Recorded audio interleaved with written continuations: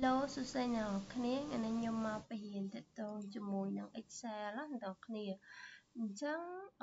ជំហានទី1ដែលខ្ញុំត្រូវប្រាប់នោះទាក់ទងជាមួយនឹង Excel បែបនេះអ្នកទាំងអស់គ្នាឥឡូវហ្នឹង sheet នេះខ្ញុំលុបចោលអ្នកទាំងអស់គ្នាខ្ញុំចង់ copy ទិន្នន័យទាំងអស់នេះដាក់វាកាន់មួយ page ទៀតដល់យើងមិនចាំបាច់ copy វាទេបើសិនជាឧទាហរណ៍ឥឡូវហ្នឹងយើង copy អ្នកទាំងអស់គ្នានិយាយទៅវាខូចត្រង់ទីដើមគឺវាអត់ដូចគ្នានឹងអ្វីដែលយើងចង់បានទេអញ្ចឹងសម្រាប់ការ copy វាមកបែបអញ្ចឹងណាអ្នកទាំងអស់គ្នាបើសិនជាយើង copy ត្រូវគឺវាមកបែបអញ្ចឹងប៉ុន្តែបើយើង copy អត់ត្រូវទេវានឹងលោតមកបែបផ្សេងអូខេអ្នកទាំងអស់គ្នាឥឡូវខ្ញុំនឹង copy បែបនេះឲ្យអ្នកទាំងអស់គ្នា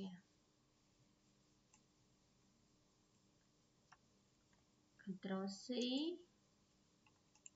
Ctrl V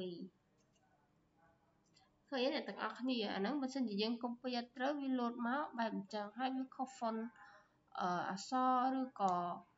ផ្ទៃកាឡារបស់យើងនេះវាអត់ដើរស្មើគ្នាតើយើងអង្គុយទាញអញ្ចឹងទៅវាចំណាយពេលវេលាយូរអញ្ចឹងជំហានដែលអ្នកទាំងអស់គ្នាត្រូវធ្វើឲ្យវាដូចនឹង file ដើមវាអត់ខូចទ្រង់ទ្រាយនោះគឺអ្នកទាំងអស់គ្នា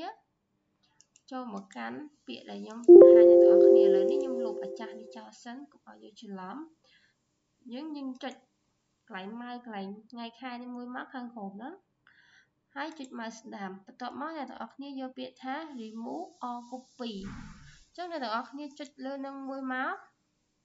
បន្ទាប់មកអ្នកទាំងអស់គ្នាយកខាងក្រោមពាក្យនេះសំទោសអ្នកអក្សរក movie to add នេះមកចុចខាងក្រោមហ្នឹងហើយអ្នកនរគ្នាចុចសញ្ញាគ្រីសមួយមក create a copy ហ្នឹងមកហើយចុចពាក្យថា OK